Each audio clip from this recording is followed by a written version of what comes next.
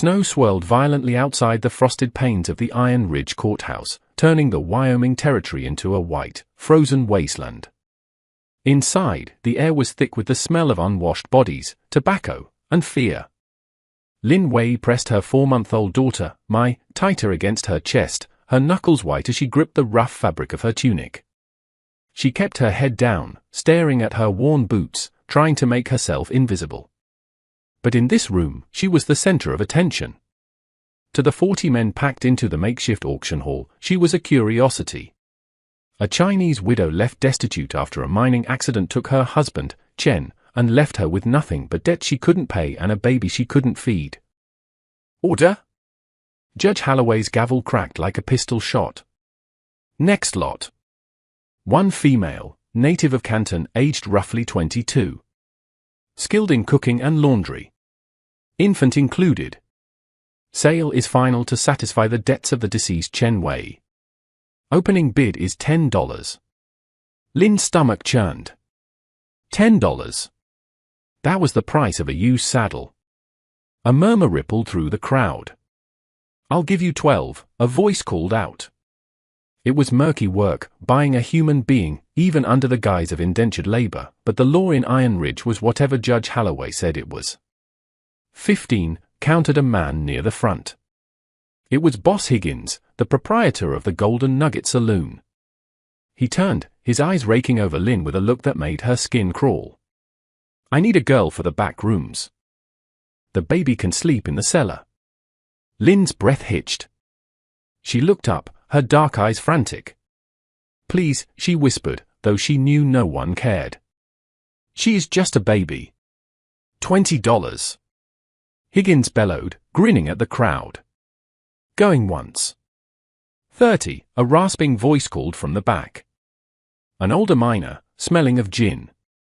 40, Higgins shot back, annoyed. Don't waste my time, old man. Lin closed her eyes. $40. She was going to the saloon. She knew what happened to women in places like that. She held Mai closer, whispering a silent apology to her daughter for bringing her into such a cruel world. 50 going once, the judge droned. To Mr. Higgins. $100. The voice was low, gravelly, and cut through the noise like a knife. The room fell instantly silent. Heads turned toward the back of the room where a man stood in the shadows of the doorway. He stepped forward, shaking snow from a heavy, black duster coat. He was tall, lean as a whip, with a 2-day stubble darkening a jaw made of granite. But it was the gun belt tied low on his hips, and the way his hand rested near the pearl handle of a Colt revolver, that made the breath catch in everyone's throat. It was Cole Riker. A whisper ran through the room. The gunman. The Reaper. He was a man who sold violence to the highest bidder, a man who had killed more men than most in the room had met. 100. Judge Holloway stammered, adjusting his spectacles. Mr. Riker, this is a domestic auction. This woman. 150, Cole said, his voice flat, devoid of emotion. He walked down the center aisle, his spurs chiming softly. The crowd parted for him like the Red Sea. He stopped before the bench, ignoring Higgins, ignoring the crowd, his ice-blue eyes fixed solely on the judge. Do I hear a counterbid? Higgins opened his mouth, looked at the gun on Cole's hip, and closed it. He sat down. Going once. Going twice. Sold to Cole Riker for $150, the judge said quickly, eager to end the tension. Cole pulled a heavy leather pouch from his coat and tossed it onto the judge's desk. The coins clattered loudly. He turned to Lin. Up close, he was terrifying. A scar ran through his left eyebrow, and his eyes were hard, unflinching. Let's go, he said. Lin didn't move. She couldn't. Her legs felt like lead. Cole sighed, a sharp exhale through his nose. He took off his heavy duster, revealing a black vest and a white shirt underneath. He draped the massive coat over Lin's shoulders. It was heavy, warm, and smelled of tobacco, gunpowder, and horses. The baby's cold, he said, his voice softer now, though still rough. Wrap her up. We have a long ride. He didn't grab her arm. He didn't push her. He simply turned and walked out into the blizzard, expecting her to follow. Clutching the coat that swallowed her small frame, Lynn looked at the hostile faces in the crowd, then down at Mai. She had no choice. She hurried after the gunslinger, into the whiteout. The ride was brutal. The snow fell in sheets, erasing the world. Lynn sat on the bench of a covered buckboard wagon, Mai bundled beneath layers of wool and the heavy duster. Cole rode a massive black gelding alongside the wagon, his hat pulled low against the wind. He hadn't spoken a word since they left town. Lynn watched him through the driving snow. Why would a man like Cole Riker, a man who killed for a living, spend a fortune on a widow and a child? Was he looking for a servant? A wife? Or something worse? After 3 hours, they turned off the main road, the wagon wheels crunching through deep drifts. A small but sturdy cabin came into view, flanked by a barn and a corral. Smoke curled from the chimney. "Get inside," Cole barked over the wind as he dismounted. "I'll see to the horses." Lynn stumbled into the cabin. It was sparse, masculine, and clean. A fire burned in the hearth. Someone had been here recently to stoke it. An older Mexican man emerged from the kitchen, wiping his hands on a rag. "Javier," Cole said, entering behind Lynn with the supplies. "This is Lin Wei. And the baby is Mai." Javier's eyes widened, but he nodded respectfully. "Senor Riker. You actually did it." "I did," Cole said, hanging his hat on a peg. He turned to Lynn. "Javier helps me with the horses. He stays in the bunkhouse. You and the girl take the bedroom. I'll sleep out here." Lynn stood by the fire, shivering. "Why?" she asked, her voice trembling. "Why did you buy us?" Cole paused, his back to her. He looked at the flames, his expression unreadable. "Because that courthouse is no place for a child. And Higgins is a pig." "But I am Chinese," Lynn said, lifting her chin. "In this territory, that makes me less than nothing to most. Why do you care?" Cole turned. His eyes were tired. "I don't care where you're from. I care that you were alone." He pointed to the bedroom door. "There's a cradle in there. I made it. It might be rough." Lynn walked to the door and looked inside. A simple wooden cradle sat near the bed. It was sanded smooth, crafted with obvious care. Tears pricked her eyes. A killer didn't build a cradle. "Thank you," she whispered. "Rest," Cole said gruffly. "We'll talk tomorrow." The weeks that followed were a strange, quiet dance. Lynn took over the household duties, cooking, cleaning, mending. She worked with a ferocity born of gratitude and fear. She wanted to prove she was worth the money, worth the safety. Cole was a ghost in his own home. He left before dawn to check the perimeter and tend to the horses he raised, fast, strong animals that he sold to the cavalry. He returned at dusk, ate the meals Lynn prepared in silence, and spent his evenings cleaning his guns by the fire. He was polite, but distant. He never touched her, never raised his voice. But Lynn noticed things. She noticed how he checked the locks on the doors 3 times a night. She noticed how he sat with his back to the wall, eyes scanning the windows. He was a man expecting war to arrive at his doorstep. One evening, a month after her arrival, Lynn found Cole in the barn. He was shirtless, trying to wrap a bandage around his ribs. A jagged, angry bruise bloomed across his side. "Let me," Lynn said, stepping out of the shadows. Cole flinched, his hand instinctively going to the pistol on a crate nearby. When he saw it was her, he relaxed, though his jaw remained tight. "Just a kick from a green colt." "It's nothing." "It is not nothing." Lynn took the bandage from his hand. Her fingers were cool against his hot skin.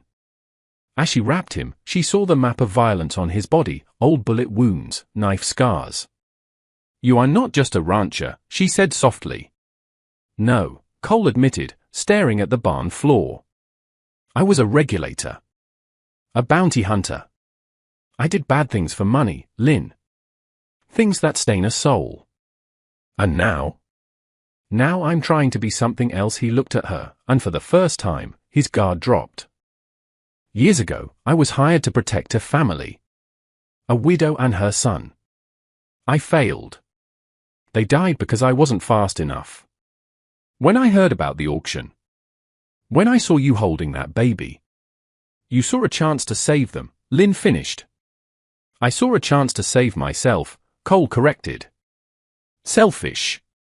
"It is not selfish to save a life," Lynn said firmly. She tied the bandage and stepped back. "You are a good man, Cole Riker.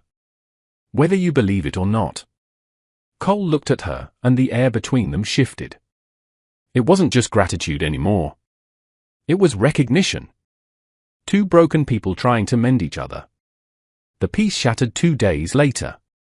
Lynn was hanging laundry in the crisp winter sun when 3 riders appeared on the ridge. Cole was in the corral, breaking a horse. He saw them instantly. He vaulted the fence and was at Lynn's side in seconds, his hand hovering over his gun. "Get inside," he ordered. "Take my go." Lynn ran to the cabin, grabbing the baby, but she watched from the window. The riders approached slowly. The leader was a man Lynn recognized, Bartholomew Gantry. He was a wealthy landowner from Iron Ridge, a man who owned half the town and the sheriff. He was flanked by 2 hired guns. "Riker!" Gantry shouted, reining in his horse. "You're a hard man to find." "I wasn't hiding," Cole said, standing in the yard, his stance wide and relaxed. "What do you want, Gantry?" "I want what's mine," Gantry smiled, a cruel twisting of lips. "Harold Chen owed me $300 for mining equipment before the tunnel collapsed. He died intestate. By law, his assets cover his debts. That includes his household. I bought his widow at public auction," Cole said, his voice dropping an octave. "Debt paid." "You paid the court fees," Gantry corrected. "But I have a lien that predates the auction. Judge Holloway made a mistake. He didn't check the records. I have a writ here for the repossession of the estate's assets. That means the woman." Cole spat into the snow. "She's not a wagon, Gantry. She's a person." "She's a distinct asset," Gantry sneered. "And she's worth a lot more than $300 to the railroad crews. Now, hand her over, or pay the debt plus interest." $500. "I don't have $500, Cole said. "Then I take the girl." Gantry signaled his men. They moved their hands to their coats. In a blur of motion, Cole drew. 2 shots rang out, cracking the frozen air. Gantry's men yelled as their hats were blown clean off their heads. They hadn't even cleared leather. "Next ones go between the eyes," Cole said. Smoke curled from the barrel of his Colt. "Get off my land." Gantry's face went pale, then red with rage. He wheeled his horse around. "You're making a mistake, Gunslinger. I'll be back with the sheriff. You can't shoot the law. You have until tomorrow noon." They rode off, snow kicking up behind them. Cole holstered his gun, his hand shaking slightly. He turned and strode into the house. Lynn was standing by the table, Mike clutching her leg. "They will come back," Lynn said, her voice steady despite her fear. "I know," Cole said. He began pacing. "I have about 200 saved." "It's not enough." "We can run," Lynn suggested. "In this weather? With a baby?" "You'd freeze before we hit the pass." Cole slammed his hand on the table. "Gantry owns the sheriff. If they come back with a warrant, and I shoot them, I hang. And you go to Gantry anyway." He looked at her, desperation in his eyes. "I promised I'd keep you safe. I swore it." Lynn looked at this man, this dangerous, violent man who had treated her with nothing but honor. She thought of Chen, her gentle husband, and how the world had crushed him. She realized that to survive in this land, she needed more than gentleness. She needed iron. There is a way, Lynn said quietly. Cole stopped pacing. What? The law says a husband's debts pass to his widow's estate, Lynn said, recalling the bitter lessons of the last few months.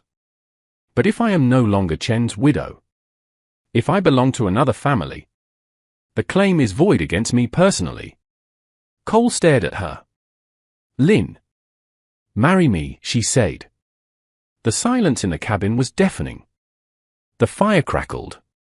Lynn, you don't know what you're saying, Cole said softly. I'm a killer. I'm a man with a price on his head in 3 states.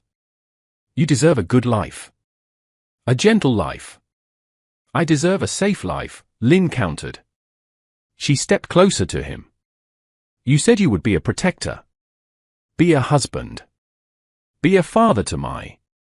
If we are married, legally, before Gantry returns, his claim on Chen's asset is challenged. I become Lynn Riker. My debts become your debts, yes, but they cannot repossess a wife like a piece of furniture. It's dangerous, Cole said, though his eyes were searching hers. If we do this, there is no going back. You are tied to me. To my name. To my enemies. I am already tied to you, Lynn whispered. You bought my life in the snow. Now let me choose to give it to you. Cole looked at her for a long moment. He saw the strength in her, the steel spine beneath the silk. He reached out and, for the first time, cupped her cheek. His thumb brushed her skin, rough against smooth. I have nothing to give you but a hard life, he said. Then we will live it together, she replied. Have ya? Cole roared. The old man ran in from the bunkhouse. Patron. Saddle the horses. Ride to town. Find Father Callahan. Tell him if he doesn't get here by dawn, I'll burn his confessional down. Cole paused. Tell him we're getting married. The ceremony took place by the light of the fireplace as the first grey light of dawn touched the snow. Father Callahan, a nervous man who knew better than to argue with Cole Riker, performed the rites. Javier stood as a witness, beaming. Lynn wore her best tunic, cleaned and pressed. Cole wore a dark suit he hadn't touched in years. When he slid the simple gold band, his mother's ring, onto Lynn's finger, his hand didn't shake. I, Cole, take you, Lynn. His voice was gravel and conviction. To be my wife. To protect and to cherish. I, Lynn, take you, Cole, she answered, her dark eyes shining. To be my husband. I now pronounce you man and wife, Father Callahan said quickly. Now, please, Mr. Riker, may I go before the shooting starts? Go, Cole said. He handed the priest a gold coin. As the door closed, Cole turned to Lynn. They'll be here soon. I am ready, Lynn said. Lynn, Cole said, taking her shoulders. I know this is a strategy. I know you did this to survive. But I meant the vows. Lynn looked up at him. So did I. Noon brought the sound of many horses. Cole walked out onto the porch, his rifle in hand. He stood tall, the wind whipping his coat. Lynn stood beside him, mine a sling across her chest. She refused to hide this time. Gantry rode into the yard, triumphant. Beside him was Sheriff Miller, a man with shifting eyes and a weak chin, and 6 deputies. Time's up, Riker! Gantry shouted. Sheriff, serve the warrant. Seize the woman. Sheriff Miller cleared his throat. Cole Riker, I have a writ here for the property of the estate of Harold Chen. You are ordered to surrender the woman known as Lin Wei. There is no Lin Wei here, Cole said calmly. Gantry laughed. Don't play games. She's standing right next to you. This is Lynn Riker, Cole said. My wife.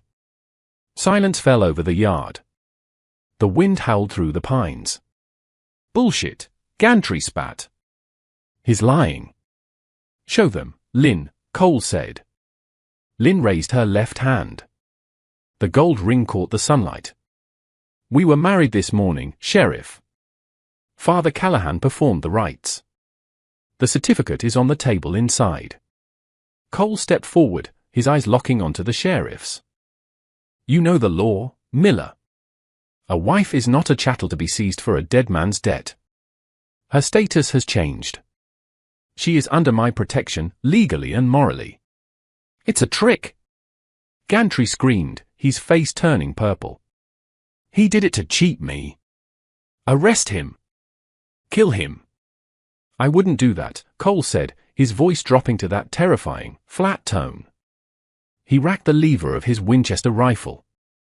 Because if a single hand touches my wife, I will kill every man standing in this yard. And I will start with you, Gantry.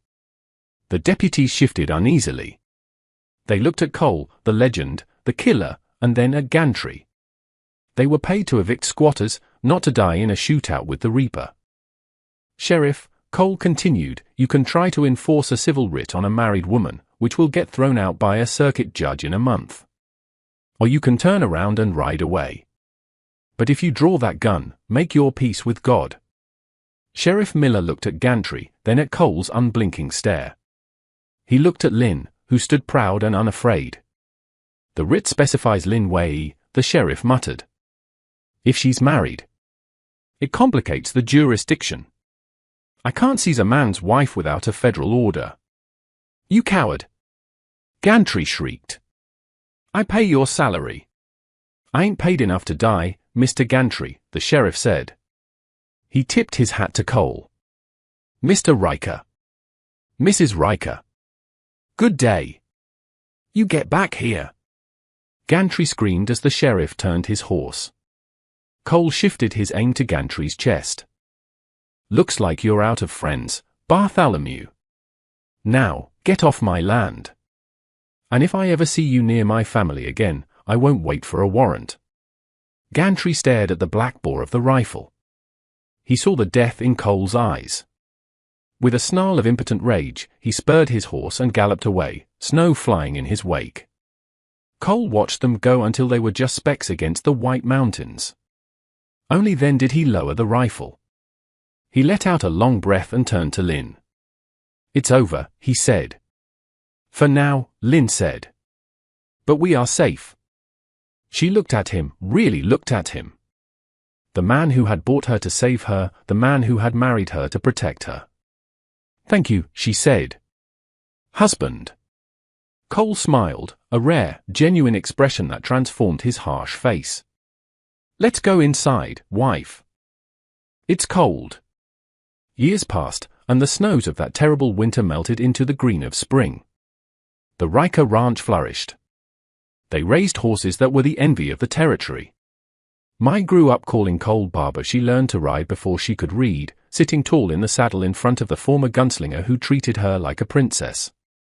And the marriage that began as a desperate strategy became something else entirely. It was found in the quiet moments, Cole brushing Lynn's hair by the firelight, Lynn mending Cole's shirts with intricate embroidery, the two of them sitting on the porch watching the sun set over the mountains they claimed together. One evening, 5 years later, they sat on that porch. A young boy, their son Thomas, chased Mai through the tall grass. Cole took Lynn's hand. His knuckles were scarred, but his grip was gentle. You know, Cole said, watching the children. I used to think my life was over before I walked into that courthouse. I thought I was just waiting to die. Lynn squeezed his hand. And I thought I was already dead. I made a promise that day, Cole said quietly. To be father and husband both. I didn't know then how much I would need it. How much I would need you. We saved each other, Lynn said, resting her head on his shoulder. The sun dipped below the horizon, painting the sky in shades of violet and gold. The gunslinger and the widow sat in the silence, no longer afraid of the winter, for they had built a fire that would never go out.